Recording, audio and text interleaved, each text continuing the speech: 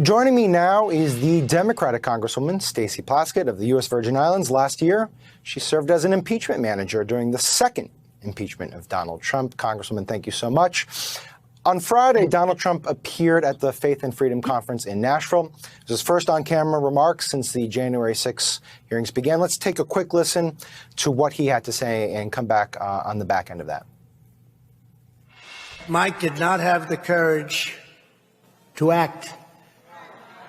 Bill Barr was afraid of certain things, and you know what they were?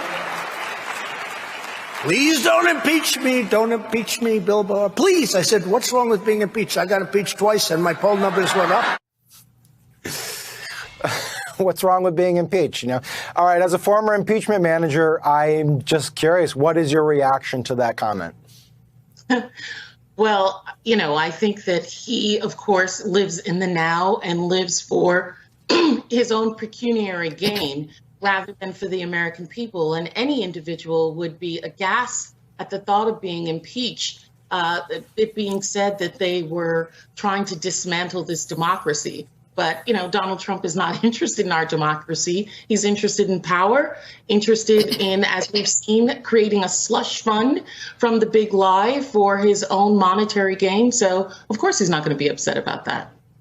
Fair enough. The man does not do well with shame. Now, during the speech, the former president also suggested that the videos and testimonies on from the January 6 panel were chopped up, selectively edited. That's just sort of what he does. But I have a question. Do you believe it would behoove the committee to simply release all of their primary materials, transcripts, documents, research, whatever it has, when it formally concludes, to essentially undercut any complaints from Trump and his allies? Well, I think aside from privacy issues or any that might be there legally that would restrain them from doing that, I believe that the committee has said that at the conclusion of their investigation, they would be releasing quite a bit of the documents.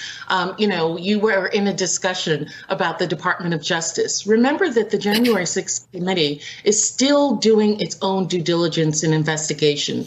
They're just now saying that they're calling Ginny Thomas.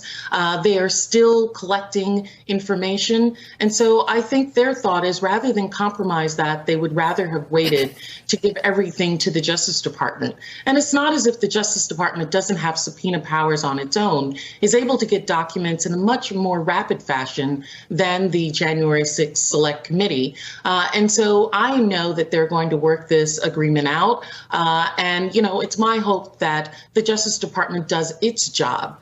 And that job is to investigate and, when necessary, bring charges against individuals, whomever they may be, that have broken the law in this country and that have put our democracy in jeopardy.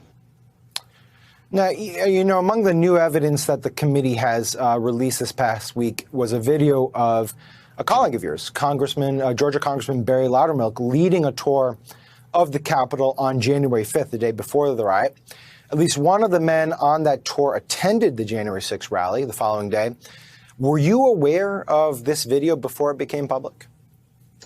I was not aware of the video before it was released. You know, it's very disturbing to me. And I think what's even more disturbing is the change in my colleague's argument as to what he was and was not doing, recalling that, one, individuals were not allowed in the Capitol during that time because of the pandemic.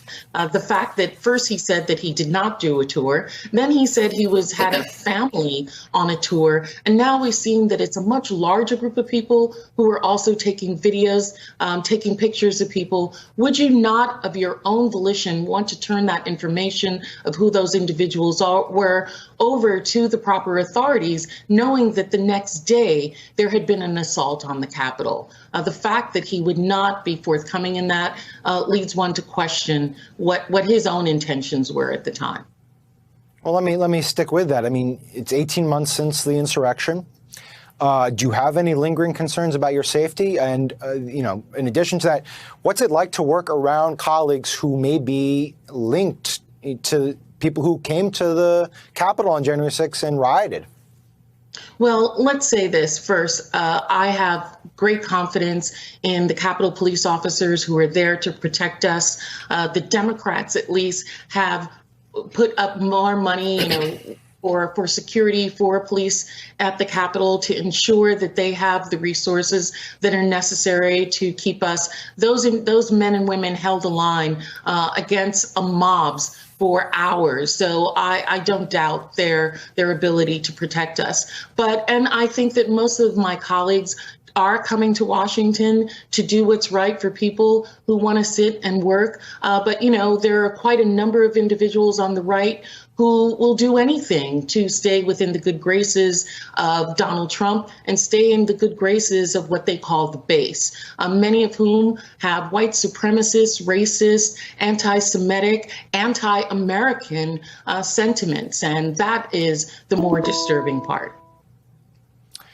All right, Democratic Congresswoman Stacey Plaskett, thank you. Sam, yes. Sam, yes. Can I just say, I'm so sorry. It's Father's Day, and if I don't give a shout out to my own father, Leroy, I will be, that would be not a good criminal. You have to do it, of course. And of course to my husband and my own son, Ariel, who just became a father. So blessings and love all of you. Congratulations. Yes, this is going to be a repeated feature of this show. We will shout out fathers throughout the 2-hour broadcast. Congresswoman Stacey Plaskett, thank you so much. Congrats to your son on becoming a father.